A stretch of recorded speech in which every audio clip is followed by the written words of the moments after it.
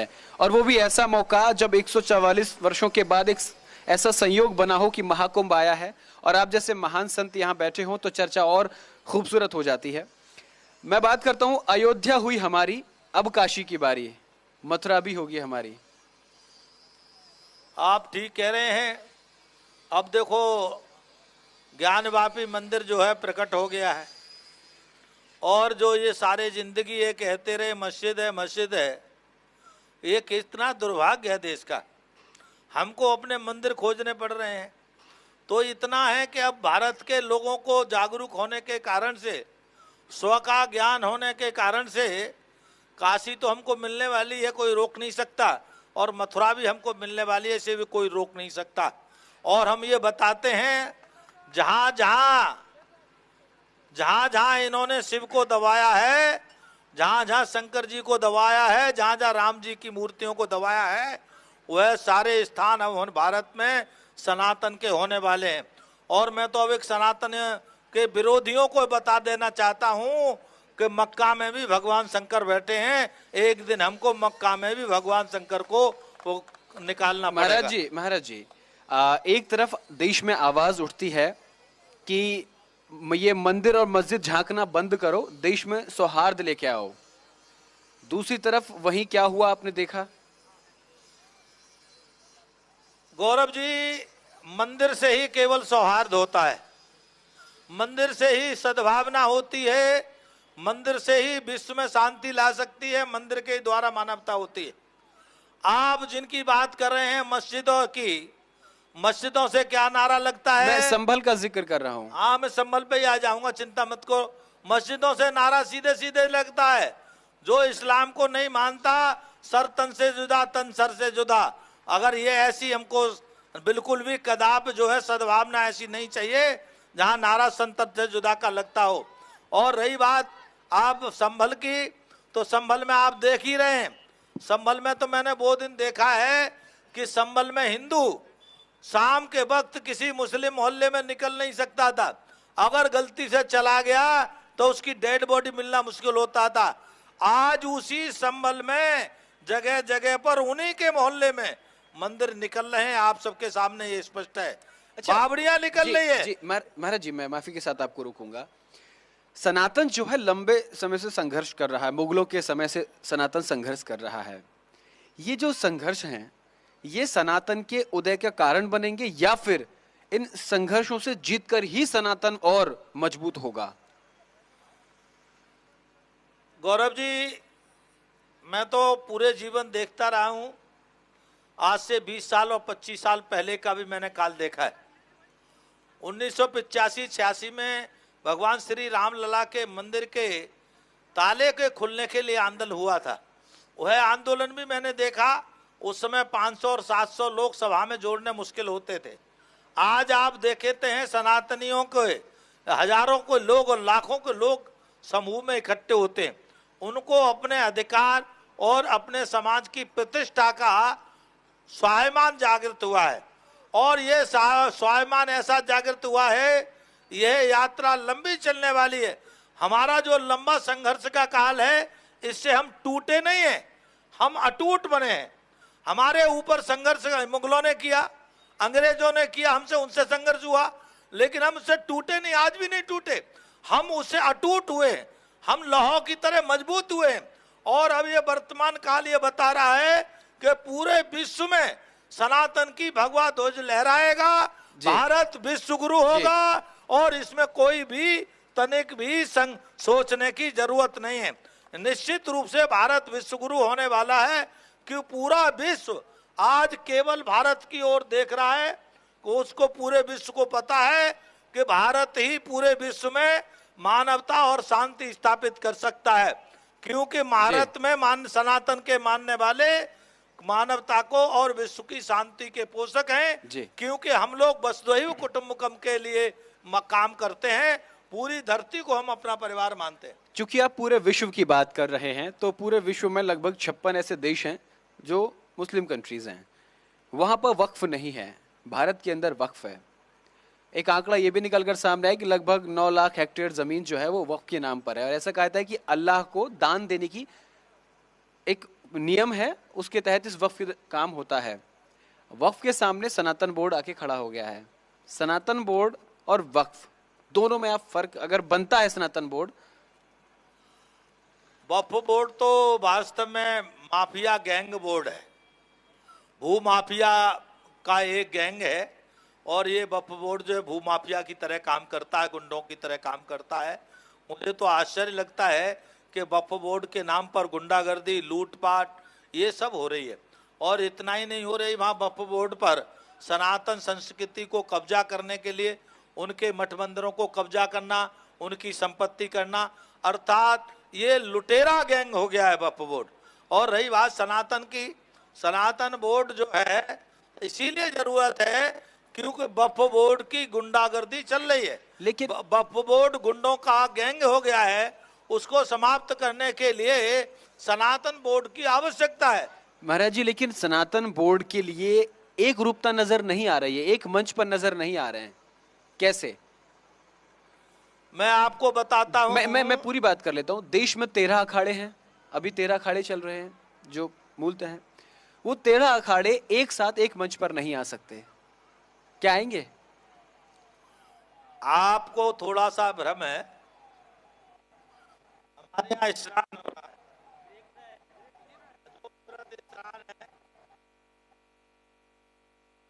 Hello hello जी बोलिए।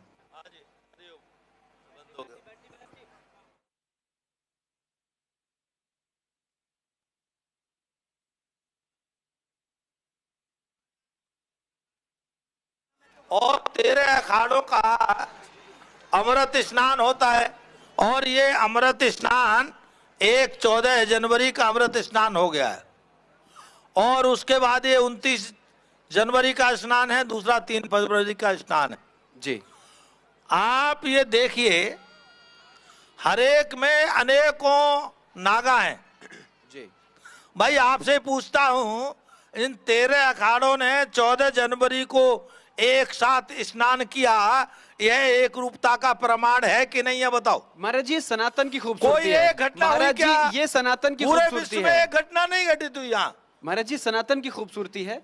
ये गंगा पवित्र है, गंगा सबके लिए है। मैं बात कर रहा हूं उस मंच की जहां से एक संगठन का निर्माण होगा, मैं बात कर रहा हूं उसकी जहां से एक संस्था का निर्माण होगा। मैं उस संस्था के मंच पर लाने की बात कर रहा हूं, गंगा पर लाने की बात नहीं कर रहा हूं मैं। आपको गौरव जी बता दूं, सनातन में 154 के आसपास परंपराएं, और उन 154 परंपराओं की अपने अलग अलग प्रकार की पूजा पद्धति है। उनकी पूजा पद्धति अलग अलग हैं और अलग अलग उनके मंच हैं, लेकिन जहां सनातन पे हमला, सनातन की सुरक्षा का भगवान तो प्रश्न एक होता है तो वहां सब एक साथ खड़े होते हैं और एक साथ खड़े होंगे। ये पूरे विश्व का हम भ्रम निकाल देना चाहते हैं कि अब वो समय नहीं रहा है कि जो राजा पहले अकेले अकेले लड़ते थे, अब आप 13 अखाड़े अगर जरूरत पड़ी तो एक साथ युद्ध के लिए तैयार हैं, और पूरा तैयार। देश में 2 बातें हुई थी। एक ये बात हुई थी, कटेंगे तो बटेंगे। दूसरा नारा आया निकलकर, एक रहेंगे तो नेक रहेंगे। सनातन को इकट्ठा एक मंच पर लाने के लिए वो नारे दिए गए। मैं एक थोड़े से इतिहास में आपको लेके चलता हूं। आप परम ज्ञानी व्यक्ति हैं, परम ज्ञानी संत हैं। ये पहली बार नहीं हो रहा है कि हिंदू और सनातन बट रहा है। 1200 शताब्दी से पहले शैव और वैष्णव के नाम पे ही संत बटे हैं। तभी तो नागा साधुओं का सामने निकल कर आए नागा साधु। तब एक नहीं हुए, आज कैसे आप एक कर लेंगे, एक मंच पर ले आएंगे?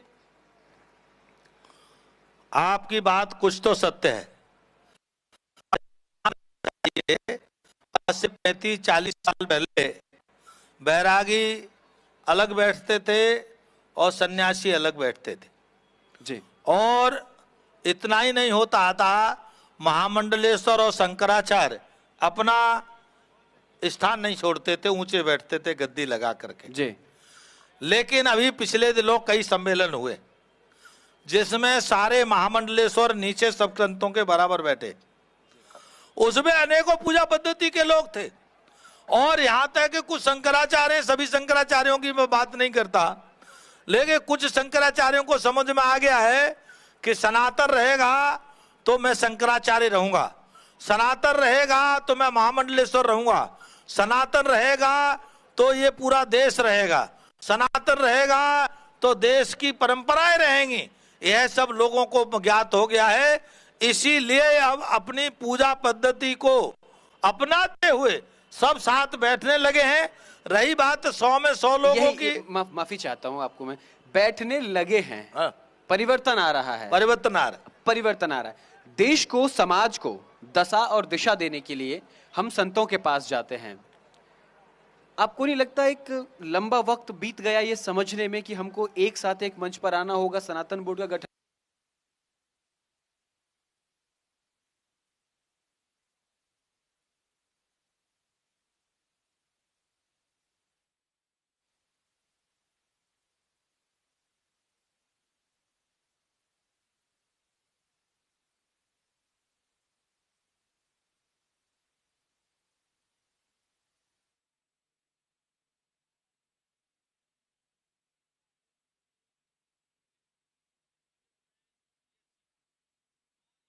बात इतनी है कि आप इससे अनुमान लगा लीजिए। अभी मैं देश के प्रधानमंत्री श्री नरेंद्र भाई मोदी जी विदेश में कहीं गए हैं, मुस्लिम कंट्री में गए, कई कंट्रियों में बहुत गए, देशों में गए, अबू धाबी गए। वहां के प्रधानमंत्री भारत के प्रधानमंत्री के पैर छूने में अपना स्वाभिमान महसूस करता है। आज से पहले कभी भारत के प्रधानमंत्री के कोई मिलना पसंद नहीं करता था। भारत के प्रधानमंत्री के, भारत के मंत्रियों की जब अमेरिका जाता था तो नंगे होकर के उनकी अटल तलाशी होती को भी याद आप कर लीजिए। हाँ, लेकिन आज वर्तमान के प्रधानमंत्री को याद करो। नहीं, वर्तमान तो है, लेकिन तो ये सनातन का ही प्रतीक है। भारत का पहला अटल जी को भूल सकते हैं। अटल जी मंदिर तो नहीं ढूंढते थे, लेकिन मोदी विदेश जाता है मंदिर ढूंढता है। अटल जी और मोदी में यही अंतर है, क्या मोदी जाता है तो मंदिर ढूंढता है। और आजकल के, मैं किसी का नाम नहीं लेना चाहता हूं, पहले के प्रधानमंत्री मधुशाला ढूंढते थे, वर्तमान प्रधानमंत्री मंदिर ढूंढता है। वर्तमान प्रधानमंत्री साधु ढूंढता है, वर्तमान प्रधानमंत्री विदेश जाता है, मठ ढूंढता है। और आप देखिए, इसके कारण से पूरे विश्व में लोगों को सनातन की श्रेष्ठता का आभास होने लगा है जी। और उस आभास के कारण से भारत के प्रधानमंत्री के सामने नतमस्तक होता है। भारत के प्रधानमंत्री के सामने नतमस्तक नहीं होता।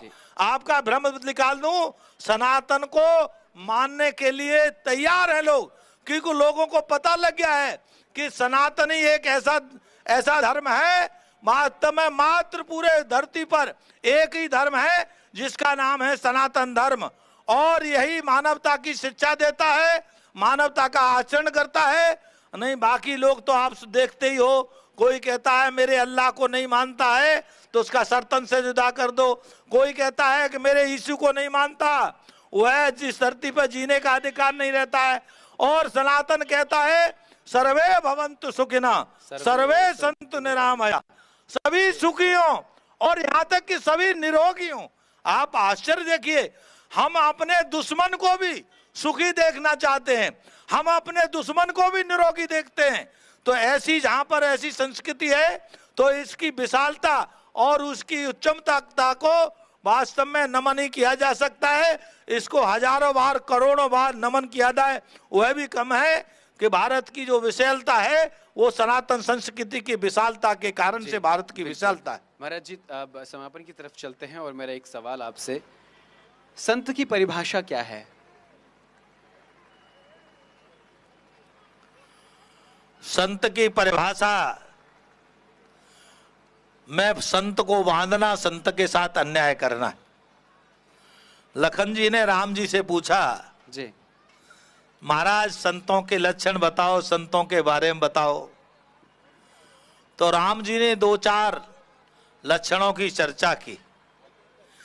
जिसका हृदय निर्मल हो, स्वच्छ हो, पवित्र हो और पूरे समाज की जिसके हृदय में पीड़ा हो, वह अपने लिए नहीं जीता हो, परमार्थ के लिए जीता हो। अपने लिए कुछ उसका नहीं, संसार के लिए सब कुछ है, राष्ट्र के लिए जिसका सर्वोच्च है। ऐसी सूक्ष्म सी परिभाषा स्वयं राम जी ने दी। तो मैं संतों की महिमा के वर्णन करना मेरे लिए बहुत कठिन है, और संतों की महिमा तो अनंत है। स्वयं भगवान राम अनंत महिमा का वर्णन करने में अपने को सक्षम नहीं मानते और कहते हैं कि मैं कितनी चर्चा करूं। तो आप सूक्ष्म की बात यही समझ लीजिए, जिसका जीवन जी धर्म और समाज के लिए, परमार्थ के लिए है, सर्वस्व समाज के लिए है, ऐसा जीवन जीने वाला व्यक्ति संत है ही। जी। आजकल संतों की मॉडर्निटी देखी जा रही है, उस पर आप क्या कहेंगे? जय हो। आप भी जो है कोई हीरोइन जब हमारे बगल में बैठती है तभी दिखाते हो। नहीं, ऐसा नहीं है, वैसे दिखाते भी तो नहीं संतों ऐसा नहीं को। है संत। और इसीलिए